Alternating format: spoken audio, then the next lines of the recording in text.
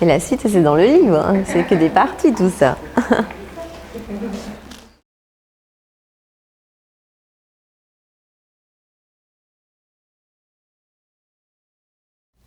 Je vais vous lire un extrait de mon livre sur la mort, l'amour et les 10 étapes du deuil.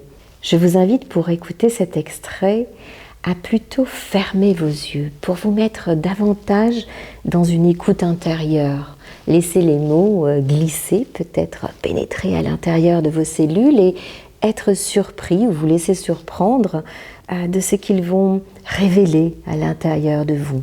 Nous sommes chacun des êtres uniques et la voix porte bien sûr des émotions, d'autres façons d'entendre que l'écriture. Et je me plais beaucoup à vous raconter ce petit matin bleu où je me suis réveillée il n'y a pas si longtemps de ça et où j'ai vécu une forme d'hallucination. Je me souviens que quand j'étais petite, je cherchais des limaces bleues partout pour apprendre à voler. C'était Boris Vian qui disait que si on mangeait des limaces bleues, on pourrait voler. Alors je crois que le bleu fait partie de mon histoire intérieure, fait partie de mes couleurs à moi.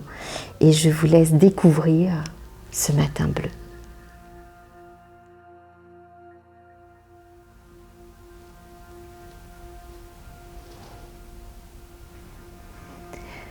Ce matin, un rayon fantastique s'élève au coin de ma chambre, éclairant d'un bleu irréel les objets ici, de reflets en diamant, de couleurs de bois frais et de douceur de soie.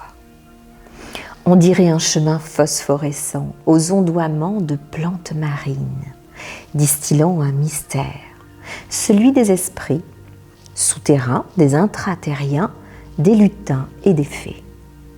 Ma chambre se transforme en un lieu féerique avec une lumière jaillissante d'entre les volets mi-clos traversant les fenêtres et qui se colle au mur, donnant vie en un instant à des ombres muettes baignant dans une grasse attitude comme en attente d'un mystère. Le vivant dont elles sont issues ne demandent qu'à jaillir à nouveau et à leur rendre la parole et le mouvement. Silencieuse, entourée des ombres autour de moi, je regarde mes mains qui m'apparaissent bleutées. La profondeur de ma chambre devient infiniment vivante. Toutes ces créatures issues de mon hallucination du matin s'agitent, immobiles dans ces 2 dimensions. Je me sens submergée par l'émotion de la profondeur comme une dimension divine dans laquelle je pourrais me mouvoir et toucher à des révélations nourries de cette lumière, nourries de ce sens qui n'existe que dans le dedans de mes yeux. La lumière cueille maintenant les blessures lumineuses, révélées au matin dans les ombres plaquées sur les murs. Elle me montre, sous forme de couleur noire, la magie de cette autre dimension qui s'enfonce quelque part dans l'espace, là où personne ne l'aurait imaginé. Là-haut, mon cerveau ébranlé de cette double magie de lignes destinées mortes et vivantes se courbe et se fonde dans une multitude de pensées dans un ailleurs inatteignable. Un goût amer vient troubler cette impressionnante sobriété. En une fraction de seconde, un avant-goût de l'irréel renverse le réel. Sans doute que mon imagination déraille, les choses auraient dû se passer autrement. Les muscles de mon cou se tendent. Sans vraiment m'en rendre compte, c'est mon corps tout entier qui se tend, comme pour forcer un sourire devant une révélation. Je ne sais pas encore quoi penser.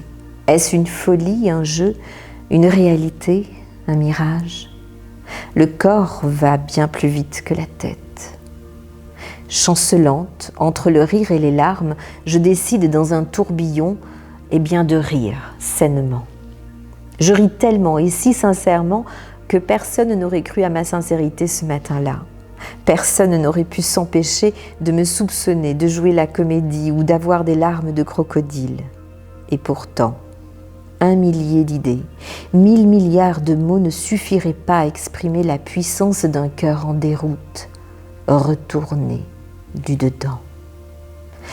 Comme pour embrasser dans l'intra-humaine que j'incarne l'esprit d'un ultime courage, pour traverser la tempête dans mon crâne qui venait de sentir près d'elle l'âme même de la mort mise à mort par l'Esprit éternel. Là, allongée sur mon lit, brisant l'écorce de mes os dans mes os, je me précipite dans la profondeur venue du ciel de mes airs, respirant ailleurs de notre souffle, de notre air, mes rires éparpillés venus des origines des cavernes des songes, des hauts de l'univers, je me suis détachée un instant, un court moment, et j'ai laissé cette ascension impériale regarder le lever du jour avec une béatitude presque enfantine.